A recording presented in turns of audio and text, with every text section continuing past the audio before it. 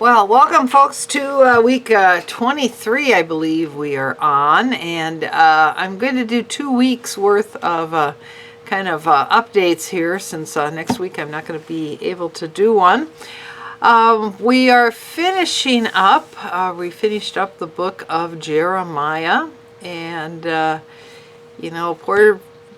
poor Jeremiah. He seems to be the scapegoat for everything. If there's a problem, everybody seems to pick on him. And even though he continues over and over and over to warn the people about the coming exile to Babylon, but even at the end of his writings, he does remind people that, kind of like the beginning, he gives a review of here's what's going to happen to all these people, and even to Nebuchadnezzar, that he will ultimately fall, and that Israel will return and come back to this land.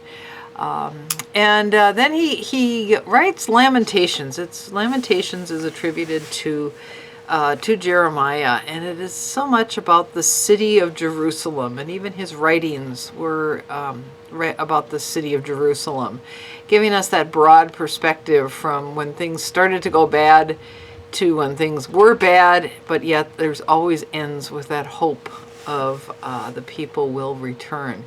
But in Lamentations, he is able to poetically sing of his sorrow, of how things have gone so badly, and but yet ending again with hope, and that we get to see kind of how Jerusalem and the temple are so central to the people of Israel, especially in the Old Testament.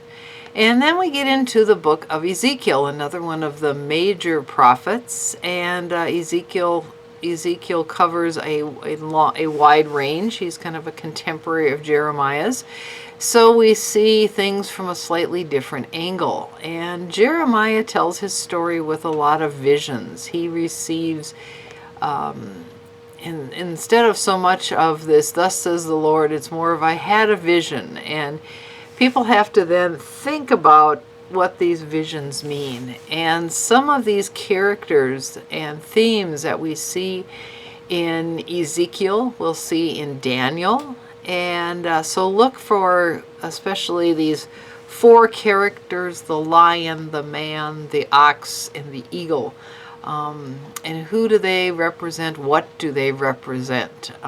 That's quite a feat in both of those. Ezekiel, and especially Daniel, can be considered what are called apocalyptic literature. They are literature that do talk in visions, talk a little bit in code.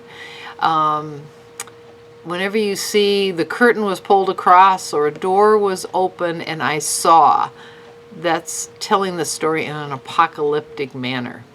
Don't get too literal with them. Just kind of enjoy and absorb and see what sort of reaction you yourself feel or imagine these people felt as they heard those stories with Ezekiel.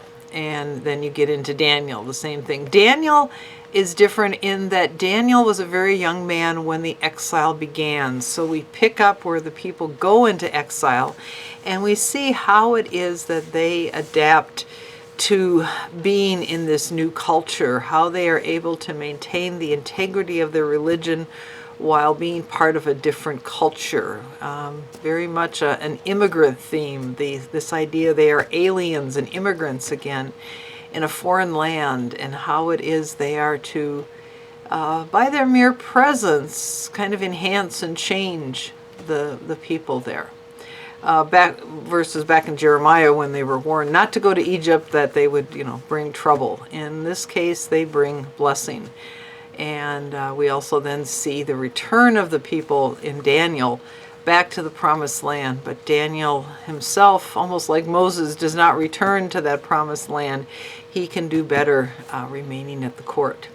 In the New Testament, we finished up the book of Hebrews and continue to experience how Paul uses his knowledge from being a Pharisee to show how it is that Jesus has fulfilled all of these prophecies that we have been reading about in the prophets, and we'll continue to read about in the prophets. And then we get into those what are called the general letters written by John and Peter, where they wrote letters just to the Christian church in general, to encourage them and help them and try to unite them. And so you see themes of unity, you see questions that have come up that they help to answer. That, again, you might think back, oh, wait a minute, I remember reading about that in the gospel. Well, it probably was put in the gospel because of these letters, but they are written to the general church, giving everyone a little bit of so think of it kind of as a newsletter to help encourage people. So continue to have fun with your readings. We are getting very, very close here, and when we hit to those last couple of things, you'll have a pretty good background, and especially when we hit Revelation, you'll be able to kind of look at that in maybe a little different light. Enjoy your reading, and we'll see you in 2 weeks. Thanks again. Bye-bye.